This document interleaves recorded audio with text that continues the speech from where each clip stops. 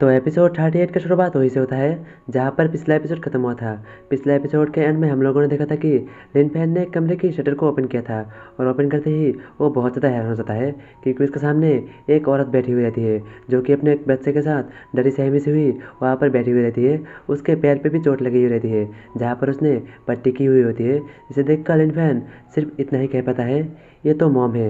और यहीं पर सीन शिफ्ट होकर उसके फ्लैशबैक में चला जाता है जहाँ पर 8 साल पहले का बात दिखाया जाता है, जिस समय लिन फैन टोंग टोंग और उसके ग्रैंडपा के साथ रहता था। वो घर वापस आके कहता है, ग्रैंडपा टोंग टोंग मैं वापस आ गया। और वापस आकर वो सामने की ओर देखकर बहुत ज़्यादा हैरान हो जाता है क्योंकि ग्रैंडपा टोंग टोंग के ऊपर एक कुल्हाड़ा किया हुआ रहता है, जो देखकर वो ग्रैंडपा से कहता है, अरे बुढ़ाओ, बुढ़ापे में सटिया बटिया गया हो क्या? क्या पागल पागल हो गए हो या क्या कर रहे हो? ये सुनकर ग्रैंडपा मुस्कुराकर टोंग टोंग की बाल काटते हुए कहता है कि तुम क्या समझ रहे थे, मैं तो बस इसकी बाल काटने की कोशिश कर रहा था। ये सुनकर टोंग टोंग भी कहती है, हाँ ग्रैंडपा का बाल काटने का स्किल बहुत ही टॉप नॉच है, वो बहुत ही अच्छे से बाल काट सकता है। अगली बार तुम भी इनसे बाल कटवा सकते हो अगर तुम एक अच्छे बच्चे हो तो। ये सुनकर लिन फैन कहता है, अरे तुम मुझे अच्छे बच्चे कहना बंद करो। और इसके बाद अपना प्रेजेंट का लिन फैन अपने फ्लैशबैक में ही अपने बारे में बताते हुए कहता है, मुझे जब अपने घर से निकाल दिया गया तो फिर मैं यहाँ पर आकर ग्रैंडपा हूँ और टोंग टोंग के साथ आकर रहने लगी। भले ही उनके साथ मेरा कोई खून का रिश्ता नहीं था, लेकिन उनके साथ मेरा रिश्ता बहुत अच्छा था। मेरे खून के रिश्ते से भी तो बहुत अच्छा था। और ग्रैंडपा यहाँ पर एक मैकेनिक है, वो यहाँ पर चीज़ों को ठीक करता है, चीज़ों को रिपेयर करता है और उसे उनके लिए पार्ट्स भी बनाता है और साथ ही चीज़ों को रिसाइकल भी करता है। और वो टाइम मिलने पर कुछ गरीब लोगों के लिए जिनके पास उनका बॉडी पार्ट्स नहीं है, उनके लिए मैकेनिकल बॉडी पार्ट्स बनाता है। और भले ही वो परिवार के कुछ कामों में, घर के कुछ कामकाजों में अच्छा नहीं है, लेकिन फिर भी उन्होंने हम दोनों का बहुत ही अच्छे से ख्याल रखा। और यहाँ पर दूसरी तरफ टोंग टोंग भी एक अनाथी है, लेकिन वो मुझसे बहुत ज़्यादा खुश रहता है। वो हमेशा से ही एक हंसमुख किस्म की लड़की थी, वो हमेशा ही खुश रहती है, उसे मैंने कभी आज तक सैर होते नहीं देखा। वो बहुत ज़्यादा अच्छी लड़की है। भले ही हम गरीब थे, हमारे पास कुछ ज़्यादा पैसे नहीं थे, फिर भी हम हर दिन एंजॉय करते थे।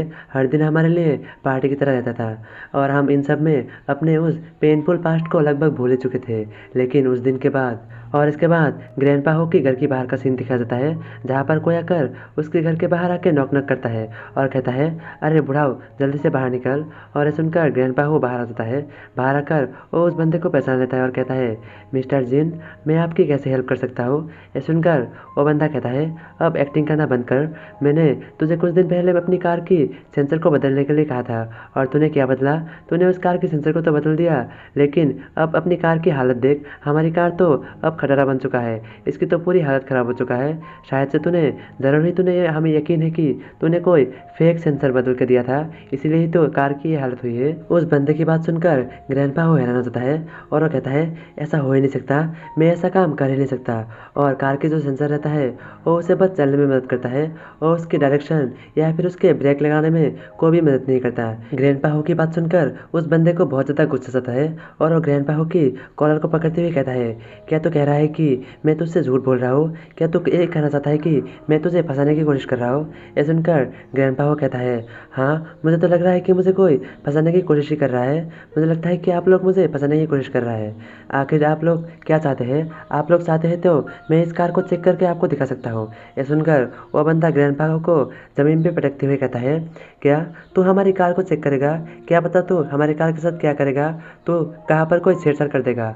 और वो आगे कहता है, मैं एक घोस्ट मास्टर हूँ, मैं कह रहा हूँ कि तूने कुछ गलत किया है तो फिर तूने गलत किया है।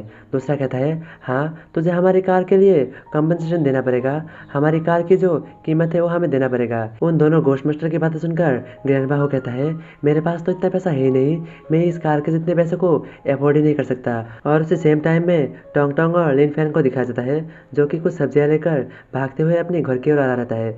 वहीं पर टोंग टोंग कहती है, वो ग्रैंडमा तो बहुत अच्छी थी, उसने हमें इतने सारी सब्जियां ऐसे ही फ्री में दे दी। ये सुनकर लिन फैन कहता है, तो फिर चलो चलो हम अपने घर के पीछे से चलते हैं, जाकर हम ग्रैंडपा को इसके लिए सरप्राइज देंगे। ये सब प्लान बनाते हुए लिन फैन और टोंग टोंग एक साथ ही घर की ओर निकल जाता है और निकलकर घर के पास पहुंच के देखता है तो ग्रैंडपा जमीन पे पड़ा हुआ रहता है और उसके सामने से दो बंदे उसे गालियां देते हुए जा रहा रहता है, जो देखकर लिन फैन और टोंग टोंग भागते हुए ग्रैंडपा के पास पहुंच जाता है। वहीं पर टोंग टोंग कहती है, ग्रैंडपा आपको चोट कैसी लगी? और लिन फैन कहता है, ग्रैंडपा क्या उन दोनों ने आपको चोट पहुंचाई है? ये सुनकर ग्रैंडपा कहता है कि नहीं नहीं, मैं ठीक हूँ, मुझे कोई चोट नहीं लगी। और इसके बाद ग्रैंडपा उन जाते हुए घोस्ट मास्टर की ओर मिडिल फिंगर दिखाते हुए कहता है, भले ही तुम घोस्ट मास्टर हो तो भी तुम क्या हम जैसे आम लोगों को बुली कर सकते हो? तुम हम जैसे आम लोगों के साथ ऐसे कैसे ट्रीट कर सकते हो? और तुम मेरे पैसे को लेना चाहते थे ना, पर मैंने अपने पैसे को इतनी सेफ जगह पर छुपाई है कि तुम मेरे पैसे को कभी ढूंढ ही नहीं पाओगे। और वो खुद से ही फिर हंसते हुए कहता है, मैंने अपने पैसे कहाँ पर छुपाया है मुझे ही नहीं पता, क्योंकि मेरे पास कोई पैसे है ही नहीं। और ये कहकर ग्रैंडपा लिनफेन और टोंग टोंग की तरफ देखकर हंसने लग जाता है। वहीं पर रात का सीन दिखाया जाता है, जहाँ पर उन दोनों बंदे के साथ एक और बंदा रहता है।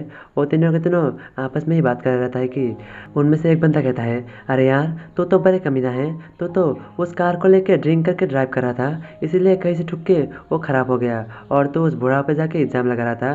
दूसरा कहता है, जो भी हो हमें तो उसको सिर्फ बुली करना है। तीसरा कहता है, वो यहाँ पर बहुत सालों से काम कर रहा है, उसके पास पैसा नहीं है, ऐसा हो ही नहीं सकता, ज़रूर उसके पास बहुत सारा पैसा होगा। और वो ग्रैंडपा के घर के ऊपर नज़र रखना रहता है। और जब भी ग्रैंडपा अपने घर से बाहर चला जाता है और उनमें से एक बंदा कहता है, वो बूढ़ा घर से बाहर चला गया, चलो अब हम चलते हैं उस घर को तलाशी लेने के लिए।